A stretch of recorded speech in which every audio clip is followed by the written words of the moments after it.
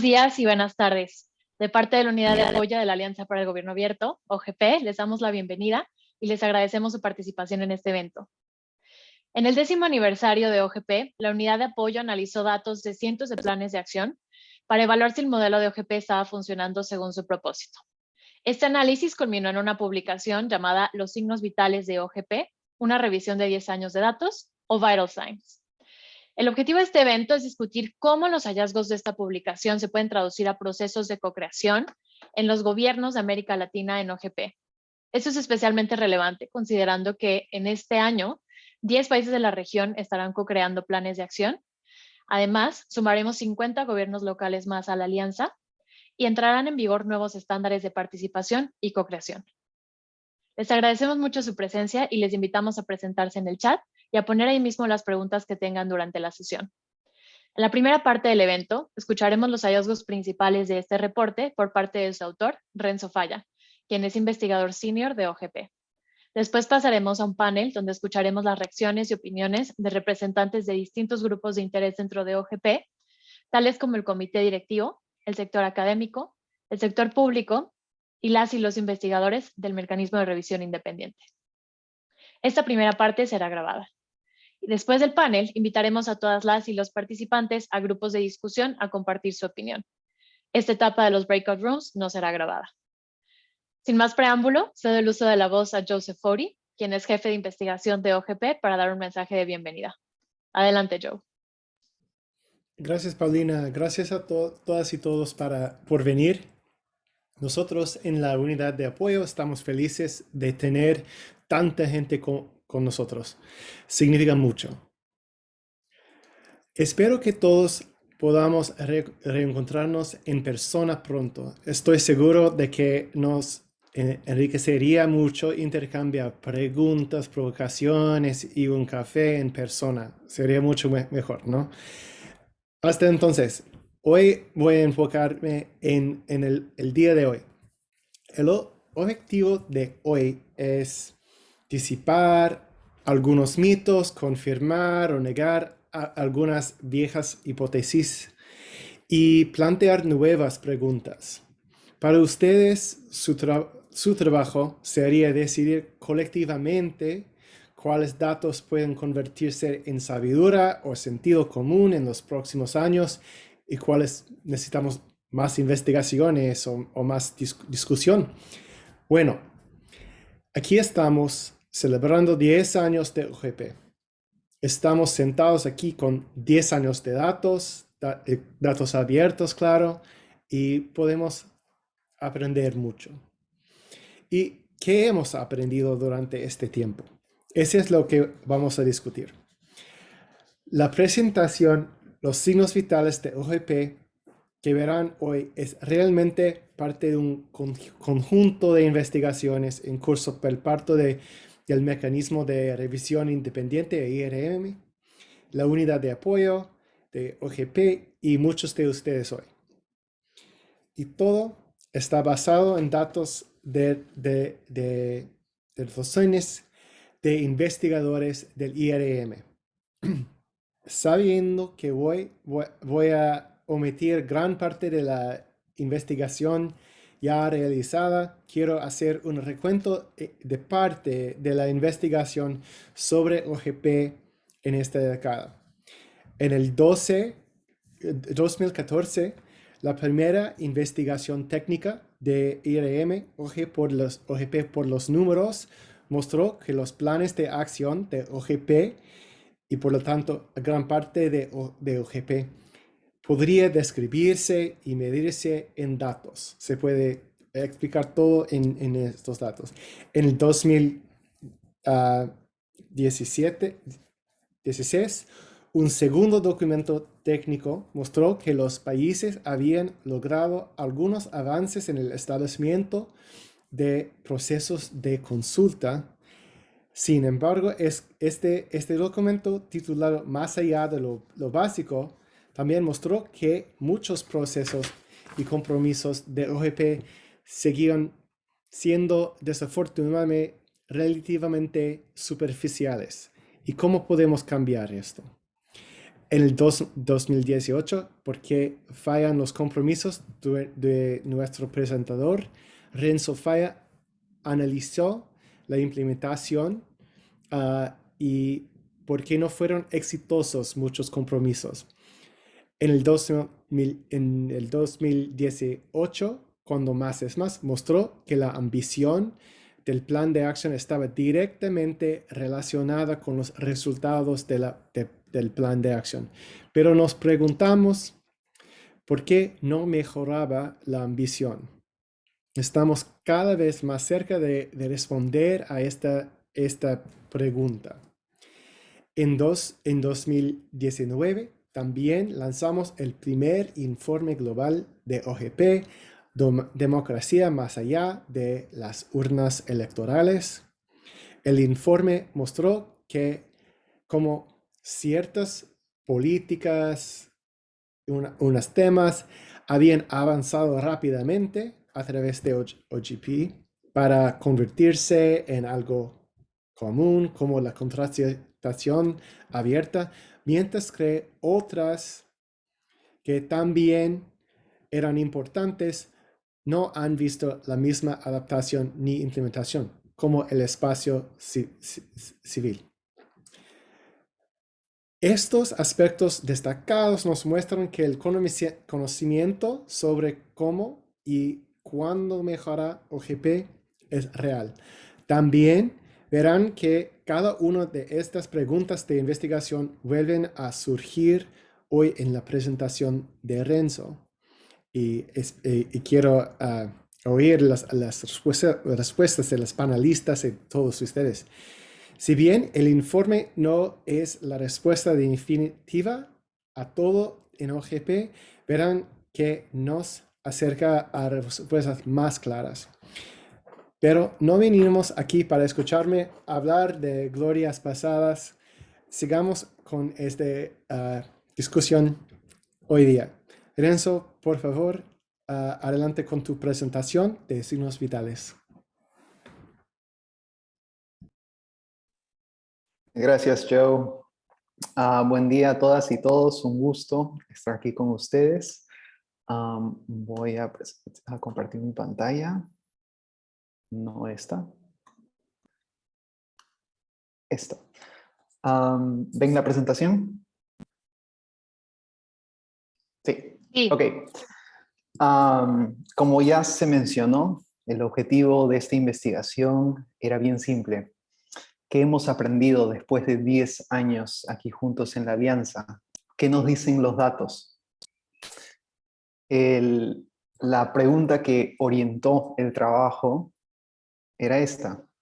¿Está funcionando el proceso de diseño y de implementación de los planes de acción de OGP? Específicamente, ¿es que los gobiernos y la sociedad civil están co-creando los planes, están colaborando en diseñar compromisos? ¿Esos compromisos son ambiciosos, son relevantes, se están implementando y están contribuyendo realmente a cambios en la práctica de gobierno? Cambios que podemos medir. ¿Cómo respondimos a estas preguntas? Utilizamos datos sobre 200 planes de acción de OGP, sobre todo datos provenientes de las evaluaciones del mecanismo de revisión independiente, el IRM, así como datos de terceros. Y usamos estos datos para identificar cuál es el desempeño actual de los miembros de OGP, cómo ha cambiado ese desempeño con los años y cómo se relacionan diferentes partes del proceso de OGP. Ahora debo mencionar que este no es un análisis causal, es decir, aquí determinamos asociaciones estadísticas, pero no establecemos relaciones de causa y efecto. El informe cubre 5 áreas de investigación: participación de la sociedad civil, instituciones públicas a cargo de OGP, planes de acción y los compromisos, por supuesto, el IRM y el rol que tiene en el proceso de OGP, y finalmente áreas de política. Voy a aplicar un estilo de presentación poco ortodoxo. El estilo de listado o listicle en inglés. Así que aquí vamos con los 10 hallazgos más importantes de la investigación, las 10 lecciones que hemos aprendido después de 10 años de OGP. Empezamos con la participación de sociedad civil. Y no voy a aplicar el refrán que guarda lo mejor para el final, así que si recuerdan solo un punto de toda esta presentación, que sea el siguiente. Encontramos que la participación de la sociedad civil está correlacionada con mejores resultados. ¿Qué quiere decir de esto? Hay 3 factores en particular.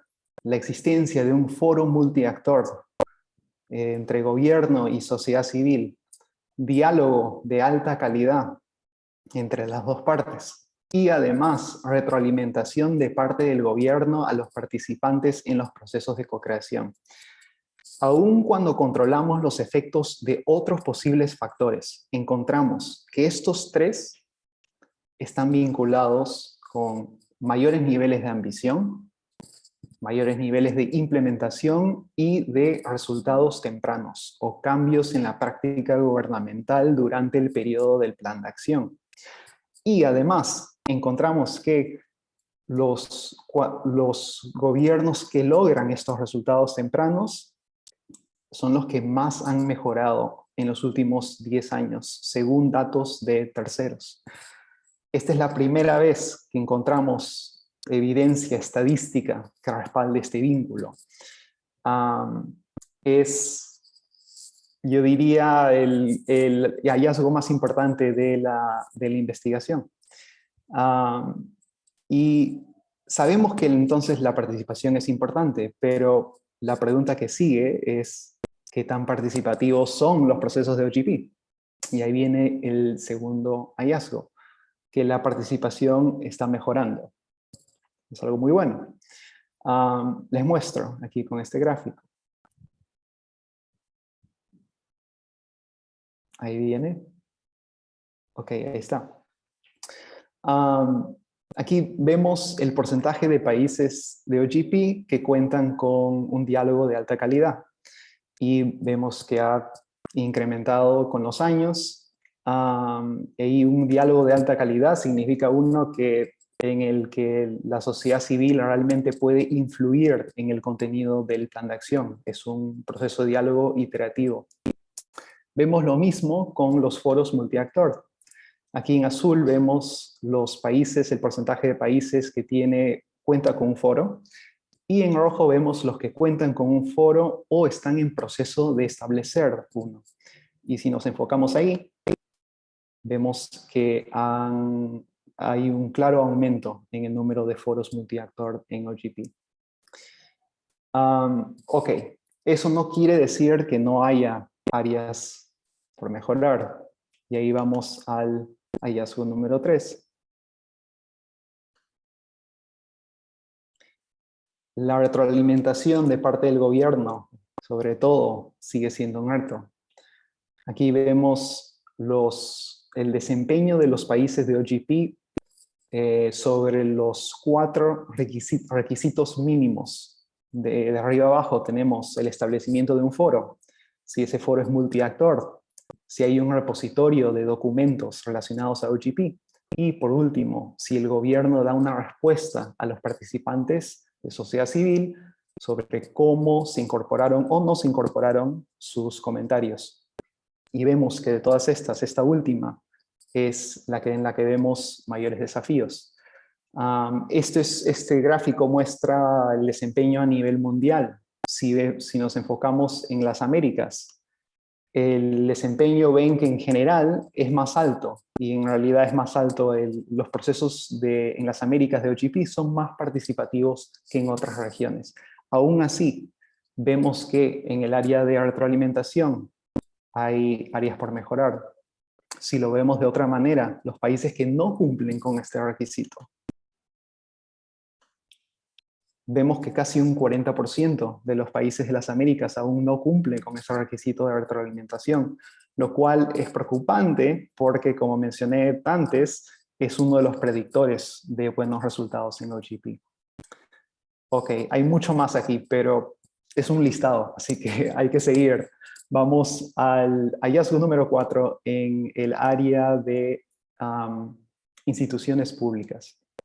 El hallazgo principal aquí es que la oficina a cargo de OGP se ha tornado más estable. Volvemos a nuestro gráfico de antes.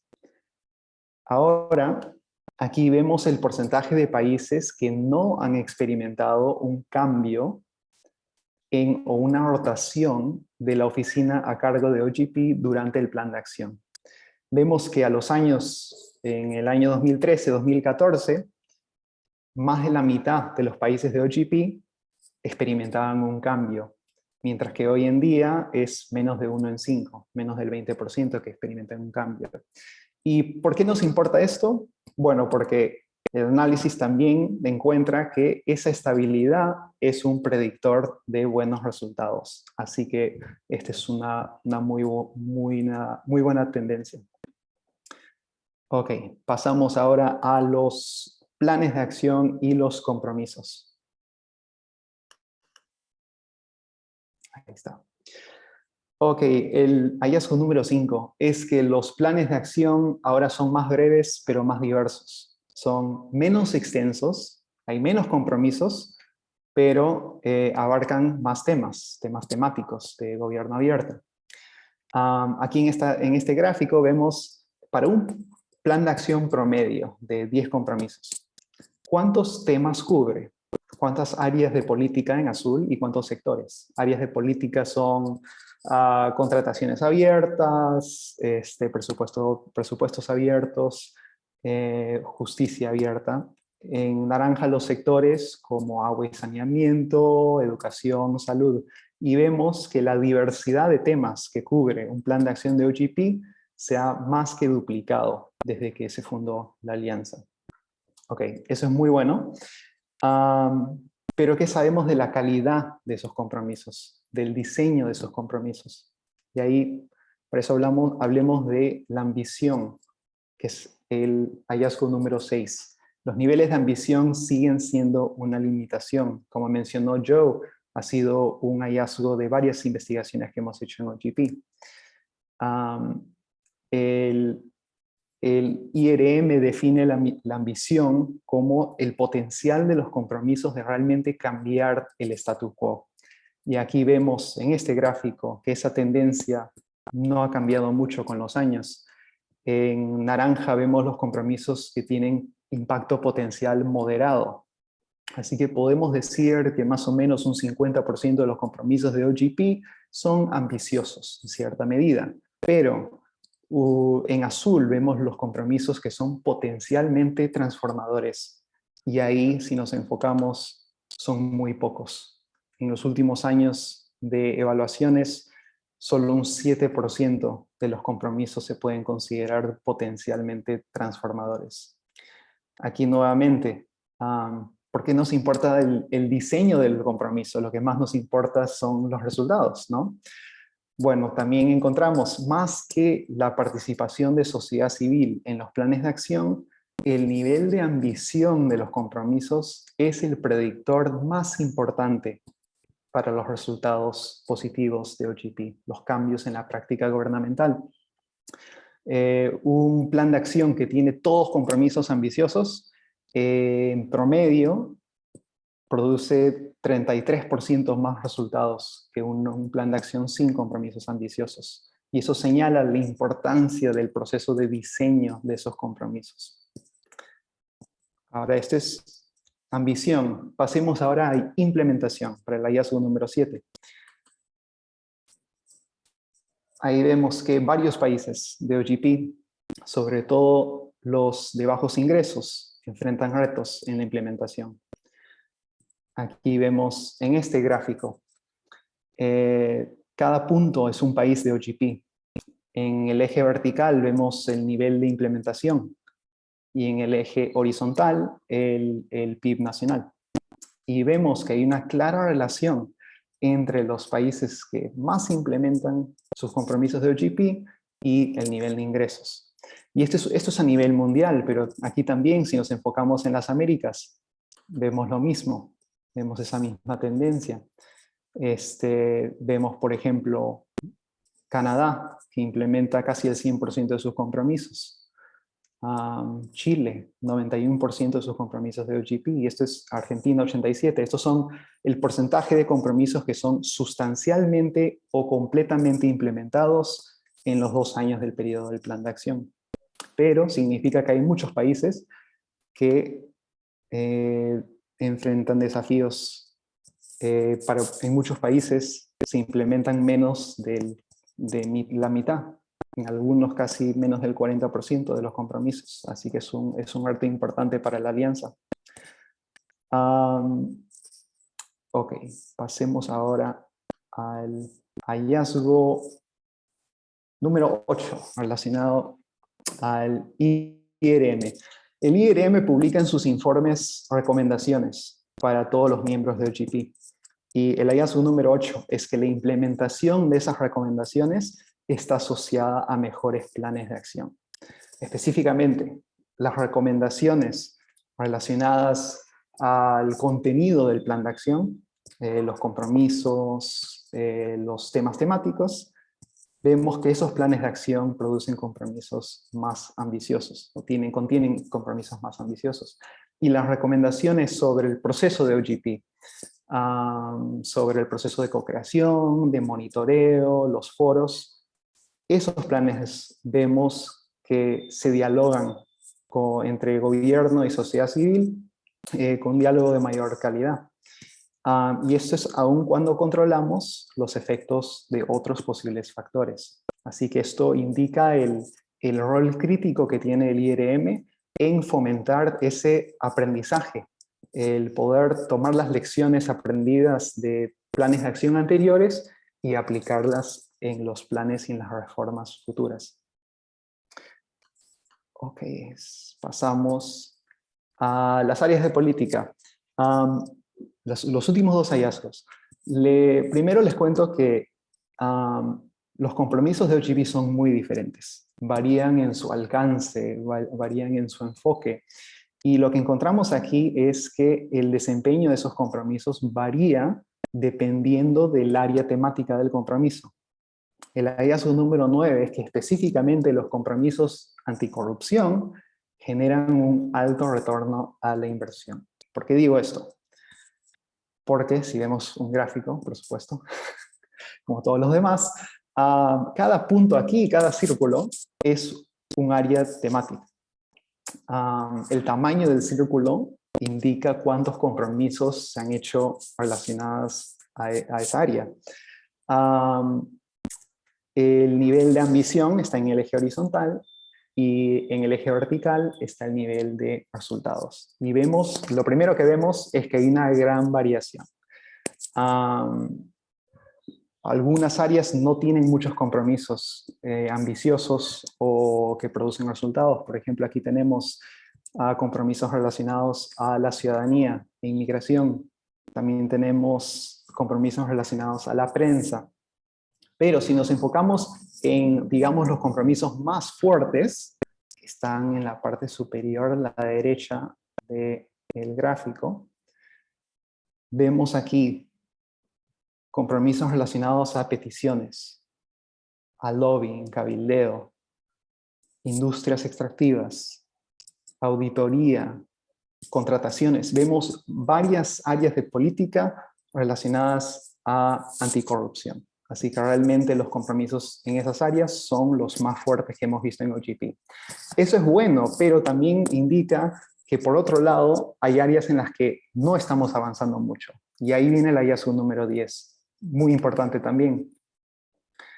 Que la protección de las libertades civiles sigue siendo una preocupación urgente. Los problemas que vemos en el área de espacio cívico de libertades civiles lo sabemos, las tendencias mundiales las sabemos, pero lo que les quiero contar es que a nivel de OGP no estamos viendo muchos compromisos relacionados a estos temas. Por ejemplo, aquí vemos el porcentaje de países de OGP que han implementado un compromiso relacionado a un tema.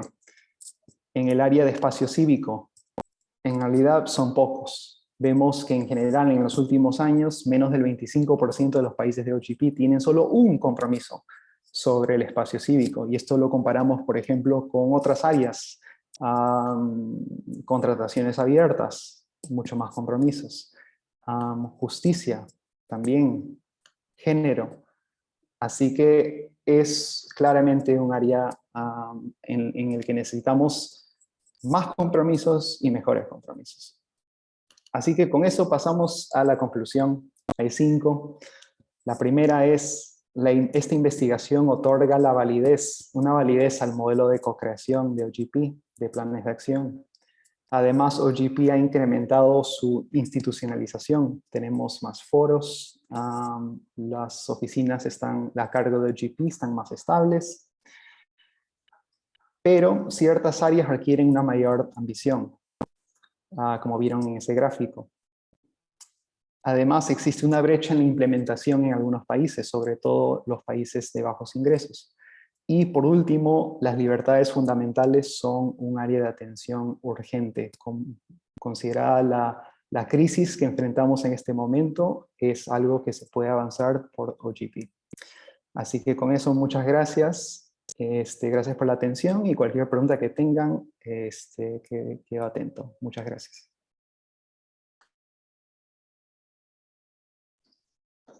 Muchísimas gracias, Renzo. Sin duda, estos hallazgos nos ponen a reflexionar mucho sobre el modelo de OGP, pero también sobre el rol de cada uno de los actores y sectores que participan. Gracias por esta investigación y, como dices, por tener por primera vez esta evidencia que respalde los procesos de OGP. Ahora continuaremos con el panel de discusión. El objetivo de este panel es conocer qué implicaciones tienen estos hallazgos que nos compartió Renzo y cómo contrastan con la realidad que viven distintos sectores en su participación en OGP. Les presento a las personas que nos acompañan hoy en el panel. En el chat ponemos un link a su semblanza. Hoy nos acompaña Anabel Cruz, quien es directora fundadora del Instituto de Comunicación y Desarrollo, ICD en Uruguay, y copresidente entrante del Comité Directivo de OGP por parte de Sociedad Civil. Nos acompaña también el doctor Guillermo Cejudo, quien es profesor e investigador del Centro de Investigación y Docencia Económicas en México y colaboró desde el sector académico en el Cuarto Plan de Acción de México. También nos acompaña Carolina Cornejo, directora nacional de Gobierno Abierto en la Jefatura de Gabinete del Gobierno de Argentina y quien es el punto de contacto de Argentina ante OGP, e Israel Aragón, quien es investigador del Mecanismo de Revisión Independiente, el IRM, para Panamá y Costa Rica. Les agradecemos mucho a las y los panelistas el haber aceptado nuestra invitación y compartirnos su opinión. Anabel, me gustaría comenzar contigo y preguntarte, a la luz de estos hallazgos que nos presenta Renzo, ¿cuáles son las implicaciones que tiene esta investigación para el comité directivo de OGP? Bueno, muchísimas gracias por la invitación. Muy buenos días, muy buenas tardes a todas y a todos. En primer lugar, felicitar al equipo que hizo esta investigación, a Joe, a Renzo, por la solidez de su trabajo, la tradicional solidez. Hace muchos años que venimos siguiendo los resultados del trabajo de investigación, primero en IRM, ahora de forma más independiente, y realmente para OGP es un privilegio contar con este tipo de profesionales. En segundo lugar, ¿qué implicancias puede tener para el comité directivo de OGP este tipo de estudio? No hablo a nombre de todo el comité directivo por sociedad civil, pero sin lugar a dudas este tipo de resultados o este tipo de evaluaciones periódicas para cualquier organización son esenciales, son fundamentales. Interpelar lo que se viene haciendo contra evidencia sólida y confiable. Interpelarlo contra la realidad es realmente esencial. Por eso, para el comité directivo, este tipo de trabajo debe ser una guía rectora. Y debemos conocer muy bien nuestra historia, las organizaciones. Es la forma de mejorar los cursos de dirección, de no repetir errores, de no reinventar la rueda. Por eso la necesidad de documentación, la necesidad de alguna manera de memoria histórica que nos trae este estudio y este tipo de trabajo es fundamental. OGP es una organización muy joven, solamente 10 años, y que ha logrado en 10 años, de alguna manera, reinventarse incluso, o autorreinventarse. Pasó de 8 gobiernos hace 10 años, hoy son 78 gobiernos nacionales, 76 jurisdicciones nacionales. Por eso la necesidad de dar seguimiento a todo lo que va pasando, a los cambios en el nivel nacional y en el nivel local, son fundamentales para comprobar hipótesis de que el modelo funciona, pero también para atender algunas de las preocupaciones que mencionaba Renzo. El comité directivo, la unidad de apoyo, las personas puntos de contacto, los gobiernos nacionales, tenemos que escuchar este tipo de resultados con mucha atención y sobre todo con poca autocomplacencia. Tenemos que vincularlo permanentemente con la realidad que estamos viviendo y preocuparnos por algunas cosas, como mencionaba Renzo, que el nivel de ambición haya bajado, que eso va más a los contenidos y a las implicancias que pueden tener los propios resultados en nuestro trabajo, pero es evidente que no podemos mejorar OGP internamente y no podemos convertirnos en un sistema endógeno que trabaja o que funciona en el limbo, sino en una realidad tremendamente desafiante, tremendamente cambiante, y a la que debemos atender, y es a esa que nos debemos referir en las evaluaciones, en las interpelaciones de nuestro propio trabajo. Los estudios tienen, cada una de las páginas, de las muchas páginas que tiene este estudio, son de valor, y tenemos, como digo, que atenderlas muy profundamente y de una forma muy crítica. Muchas gracias. Muchas gracias, Anabel, totalmente de acuerdo, y eso es justo algo que destaca la relevancia de Vital Signs, ¿no? Analizar OGP en ese contexto global. Y para seguir hablando de este contexto global y esa realidad, me gustaría pasar ahora a Carolina, para que nos cuentes, por favor, cuáles son tus reacciones ante estos hallazgos y cómo se contrastan con la realidad que se vive día a día en los países, tanto en los procesos de diseño como de implementación de compromisos. Por favor. Bueno, muchas gracias, Paulina, y gracias a todo el equipo de OGP, el encargado de este estudio. Coincido con Anabel que es fundamental tener evidencia para repensar, digo, sobre todo en este momento a Argentina, por ejemplo, le toca entregar y diseñar su 5º plan de acción. Entonces, ¿qué aprendimos en estos 10 años? Y sin duda, todos estos puntos que fue compartiendo Renzo, las principales conclusiones, son compartidas en el diagnóstico que hacemos. Creemos que a lo largo de los años los planes han sido más compactos, han logrado quizás priorizar más compromisos y no incluir una diversidad de iniciativas de distinto nivel de ambición. Creemos que ha aumentado la participación. Sin duda coincido en que creo que más participación reditúa en mejores resultados y reformas de impacto.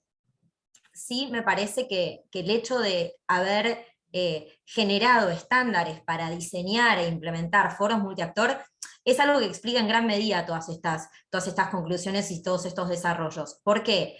Porque de alguna manera algo que veíamos los primeros años tenía que ver con que el espacio de diálogo entre gobierno y sociedad civil para diseñar planes de acción era un espacio informal, era un espacio con distintos niveles de influencia, donde no había un balance de voces, no había una retroalimentación, donde no había una auténtica co-creación, muchas veces se hablaba de convalidación, y sí creo que los informes del mecanismo de revisión independiente han puesto todo eso sobre la mesa. OGP se ha hecho eco también de, bueno, entonces, ¿cómo garantizamos que en los distintos países y jurisdicciones participantes de la alianza pueda haber espacios de diálogo para hacer una co-creación auténtica y hacer un seguimiento participativo. Y la experiencia de los foros multiactor para mí es clave, y creo que es el rumbo también por donde deberíamos abordar el resto de los desafíos. Tener un foro con representación equilibrada de gobierno y sociedad civil, tener un foro con reglas claras para establecer cuál va a ser la metodología para diseñar un plan, que esa metodología necesariamente debe ser flexible, no podemos cada 2 años repetir la misma receta porque los actores cambian, porque los desafíos cambian, porque los temas cambian, pero sí creo que ese foro también nos ha permitido no solo generar esas reglas de cómo vamos a consensuar, cómo vamos a priorizar, sino con quién vamos a hablar. Entonces, este hallazgo de que hoy quizás no hay tanta presencia de los jefes de gobierno en los procesos OGP, pero que a la vez eso no ha cambiado la ambición de los planes, creo que tiene que ver con identificar quiénes son las personas que pueden representar esas voces, tanto de gobierno como sociedad civil. Y si en esos espacios esas personas pueden ser auténticamente representativas de los intereses, de las demandas y de las respuestas a brindar, creo que el proceso naturalmente puede ser mucho más ambicioso. Comparto en gran medida los retos, creo que se han trabajado distintos temas de política, pero eso no se traduce en compromisos ambiciosos. Y también, trabajando desde gobierno, uno se pregunta en qué medida puede un gobierno hacerse eco de las tendencias globales y en qué medida puede también priorizar la agenda doméstica. Porque algo que vemos cuando se discuten los planes de acción en cada país es que muchas veces se canalizan a través de compromisos demandas que estaban latentes, que no necesariamente se traducen en ambición. Muchas veces esas demandas tienen que ver con publicar información. Entonces, sí creo que deberíamos repensar en conjunto y como desafíos es, bueno, ¿en qué medida queremos priorizar temas, pero también priorizar reformas? ¿En qué medida vamos a balancear la participación ciudadana como un proceso que lleva más de 6 meses, una co-creación ambiciosa, y en qué medida vamos a priorizar resultados sustantivos? A veces hay que hacer un trade-off entre esas dos cosas, y no es sencillo, y tiene que ver con los intereses de los actores, y sobre todo los actores que participan en el foro, y también con el diagnóstico que se haga de qué queremos lograr con el próximo plan. Los objetivos no son los mismos, no solo en temas, sino qué queremos lograr. Queremos lograr historias, queremos lograr transformaciones, queremos lograr sumar voces, y esos son un poco los desafíos para cerrar que identifico a partir de estas conclusiones.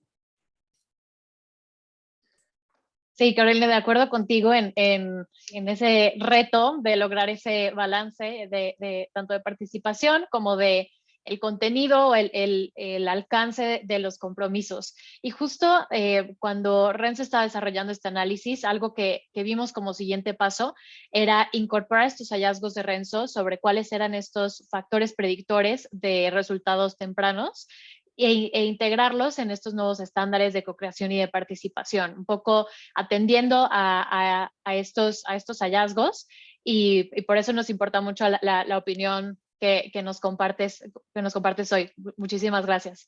Y siguiendo con el tema de participación de distintos actores, tanto del sector público como sociedad civil, me gustaría ahora pasar a Guillermo, quien representa al sector académico, para preguntarte cómo se puede fortalecer la participación del sector académico en los procesos tanto de diseño como de implementación de compromisos.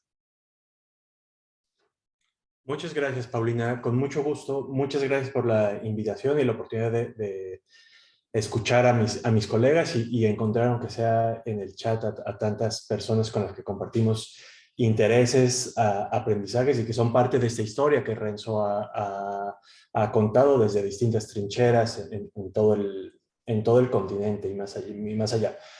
Y muchas felicidades por el reporte. Yo creo que es en la mejor tradición de la alianza un esfuerzo por evaluarse, interrogarse, lo decía muy bien Anabel, por aprender, deliberar y retroalimentar.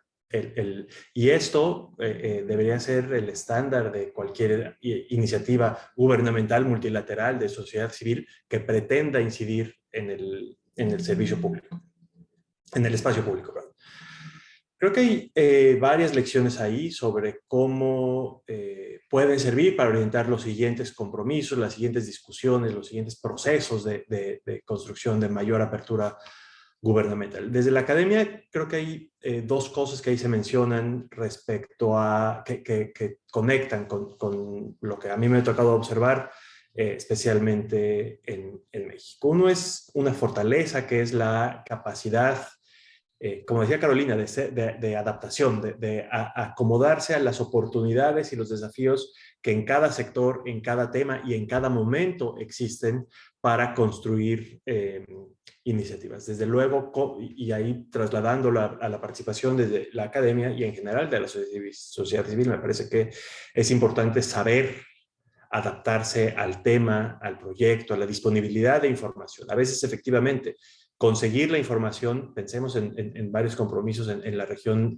hace 8 o 10 años, conseguir la información era el enorme desafío y hoy ya con esa información evidentemente se puede avanzar. También creo que es importante esa capacidad de adaptarse a la necesidad y capacidad de generar confianza con actores específicos en sectores concretos. Hay áreas donde es común tener a la sociedad civil, a académicos, a especialistas externos deliberando regularmente sobre los temas sustantivos. Hay otros, por ejemplo, en materia de seguridad, donde eso es territorio inexplorado y donde la formación inicial de relaciones de confianza parece ser el primer desafío. Quiero hablar también de las oportunidades y voy a hablar, perdón que lo haga en primera persona, pero es de donde me siento más equipado, de las distintas participaciones que me ha tocado ver, porque refleja esta diversidad de formas de interactuar desde el espacio académico en las iniciativas de apertura gubernamental. Porque a veces puede significar simplemente la participación en mesas de deliberación. Considerar una voz de una persona como un insumo distinto de lo gubernamental, quizá distinto de una persona directamente involucrada en un sector, pero que pueda aportar ideas para la deliberación. A veces esa participación puede ir un poco más allá, al solicitar, comisionar estudios específicos sobre temas concretos. Pensar que la deliberación entre los actores involucrados conviene que parta de conocimiento específico, de datos, de análisis, y para eso, pues los espacios académicos pueden ser una fuente confiable para todas las partes, donde todos quienes lo leen identifiquen ahí ideas útiles y pertinentes. También me ha tocado estar, y creo que es una forma distinta y quizá más de largo plazo que convendría explorar aún más, haciendo investigación, haciendo preguntas equivalentes a las que este reporte hace, con una perspectiva de largo plazo y pensando también sobre preguntas más amplias respecto a la economía política en torno a lo que hace posible o no que ciertos compromisos avancen, a las relaciones de poder, a la presencia de grupos específicos e intereses que pueden explicar el resultado más allá de los compromisos y los actores directamente involucrados. Pero quizá mi experiencia más rica que me ha tocado vivir ha sido una donde la participación fue completamente adaptada a la lógica de la Alianza para el Gobierno Abierto. En 2020, uno de los compromisos que en México ocurría tenía que ver con género y en particular con la construcción de una política de cuidados. Y ahí estaban involucrados varias instancias gubernamentales, el Instituto Nacional de las Mujeres, el Consejo para Prevenir la Discriminación, la Secretaría de la Función Pública, el Instituto de Transparencia. Y también organizaciones no gubernamentales de la sociedad civil con agendas feministas de empoderamiento ciudadano, como el Instituto Simón de Beauvoir o la Iniciativa Ciudadana de Desarrollo Social o el Grupo GIRE especializado en derechos reproductivos.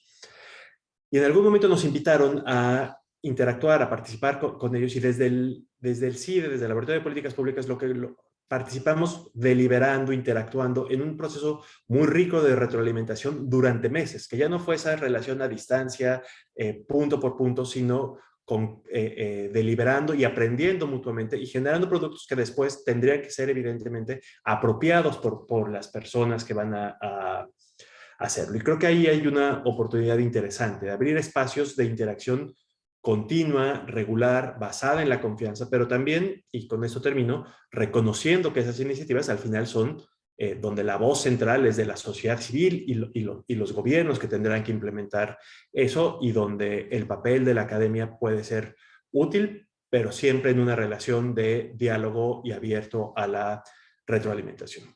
Y con eso termino yo. Muchas gracias. Muchas gracias, Guillermo. Me gustaría como ponerle un pin o una estrellita a eso que mencionas, de esos distintos grados de involucramiento que puede tener el sector académico, para que lo retomemos más adelante en el evento y en los breakout rooms, porque este ejemplo que mencionas me parece que ilustra muy bien ese grado mayor de involucramiento, y que es el que queremos alcanzar, pero también asegurándonos de que sea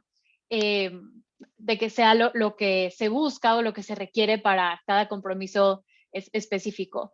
Y bueno, si bien ahora ya vimos esta perspectiva por parte de Anabel del trabajo de OGP y de la sociedad civil en la participación del sector público y académico en los procesos de co-creación, me gustaría ahora pasar a Israel, quien es investigador del IRM, para que nos cuente un poco desde el punto de vista ex post, como después del diseño y la evaluación, y que nos compartas, Israel, cómo se comparan estos hallazgos con las observaciones que tú tienes a nivel país como investigador.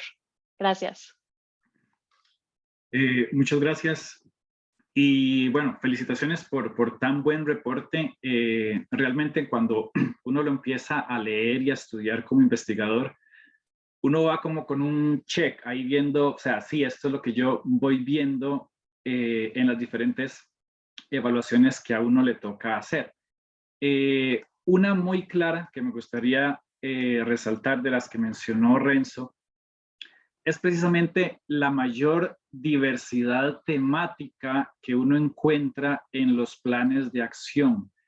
Me parece que es muy marcada, sobre todo en el último ciclo de planes de acción. Uno empieza a ver temas que no eran tradicionales en la agenda de gobierno abierto. Por ejemplo, me he encontrado con compromisos relacionados al sector agroindustrial, por ejemplo, en el caso de Panamá, bastante novedoso, temas sobre la explotación de recursos humanos, temas de reactivación económica, que es la preocupación en muchos países en esta etapa post-pandemia, temas para fomentar el empleo, temas de seguridad ciudadana, mucho de administración de justicia, de transporte público. Y yo creo que este aumento en la diversidad de temas en la agenda de gobierno abierto, de acuerdo a lo que uno ve en las conversaciones con instituciones implementadoras o con la sociedad civil, se debe a una mejor comprensión de lo que es gobierno abierto, una internalización más adecuada de su concepto, porque ya no se ve el tema de gobierno abierto como un fin en sí mismo. Ya los compromisos no son divulguemos esta información, demos acceso a esta otra información o generemos este mecanismo de participación, sino que ahora se ve gobierno abierto como un instrumento eficaz, como un medio para lograr otros fines en la atención de problemáticas. Entonces, los compromisos ya ahora se diseñan más en función de la problemática que se desea atender. Entonces, ahora se quiere divulgar esta información para obtener este otro beneficio. Se quiere generar este mecanismo de participación para atender más adecuadamente esta problemática. Entonces, creo que eso facilita mucho el que cada vez más se use el tema de gobierno abierto para una mayor diversidad de temas. Otro punto interesante de los hallazgos del informe es el hecho de que la ambición sea el predictor más fuerte de resultados tempranos. Si uno une este hallazgo a otro hallazgo, el de que una mayor y mejor participación es uno de los principales predictores de éxito y de mejores compromisos, uno podría deducir que entonces la mayor participación es también un predictor de resultados tempranos. Y esto lo veo muy claro en ambos casos, tanto en el de Panamá como en el de Costa Rica. Y también se ven incluso en otros países de la región. Y creo que es porque realmente la ambición proviene en gran medida de la sociedad civil. En las dinámicas que me ha tocado analizar, uno ve que son sobre todo las organizaciones de sociedad civil las que empujan a compromisos más ambiciosos, a lograr el impacto, el cambio deseado. Y las instituciones implementadoras muchas veces entran más bien como a procurar circunscribir los compromisos a lo más realizable, a lo que ellos ven que pueden lograr dentro del periodo de implementación de los planes de acción.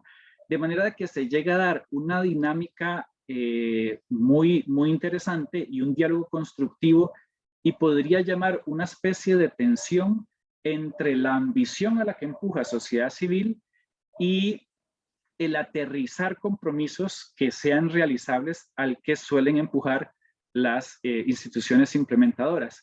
Y creo que eso resulta al final en mejores compromisos que resulten ambiciosos, pero a la vez reales y realizables, y evita compromisos que sean tal vez tan ambiciosos que no se logran implementar adecuadamente, o que sean más bien muy conformistas y que al final no vayan a generar ningún impacto. Claro.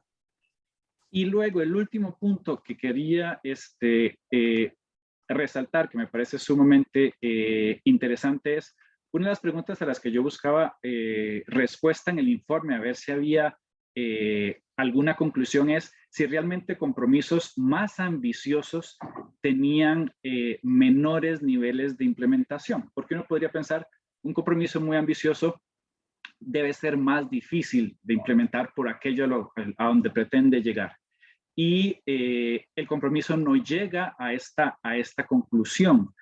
Sin embargo, sí da una pista interesante, y es el tema de los resultados tempranos. Compromisos más ambiciosos que sean predictores de resultados tempranos, creo que ya da una pista de que no necesariamente compromisos ambiciosos podrían redundar en menores niveles de implementación, porque para lograr un resultado temprano se requiere necesariamente cierto nivel de implementación. Entonces, me parece que es muy interesante. Eso evita pensar que compromisos ambiciosos podrían implementarse en menor medida. Y creo que eso se debe, de acuerdo a lo que he visto en los informes, a que por lo general, al ser la sociedad civil la que tiende a empujar mucho a compromisos ambiciosos, y también al ser compromisos ambiciosos los que pueden lograr mejor resultado, esos compromisos ambiciosos por lo general cuentan con mayor compromiso de ambas partes, tanto de la sociedad civil como de las instituciones implementadoras, lo que al final puede redundar en mayores niveles de implementación y por lo tanto lograr esos resultados tempranos que señala el informe. Muchísimas gracias, Israel. Creo que este punto que tocas es importante, el hecho de que ahora el gobierno abierto ya no es un fin, sino una herramienta que se usa en distintos sectores. Habla de la madurez de la comunidad de gobierno abierto en la región y en la alianza en general. Y bueno, tocas muchos puntos interesantes. Creo que las intervenciones de las y los panelistas nos dan pie a gran discusión. Y para justo fomentar esta discusión y dejar tiempo para los breakout rooms, para ponernos de nuevo en tiempo con el cronograma, les pediría a cada quien si pueden hacer una conclusión breve de 1 minuto quizás, de cómo desde su sector, desde su rol, sugerirían ustedes superar estos retos, cómo estos hallazgos informan su estrategia y su trabajo en estas siguientes etapas. Anabel, pasaría contigo nuevamente, por favor.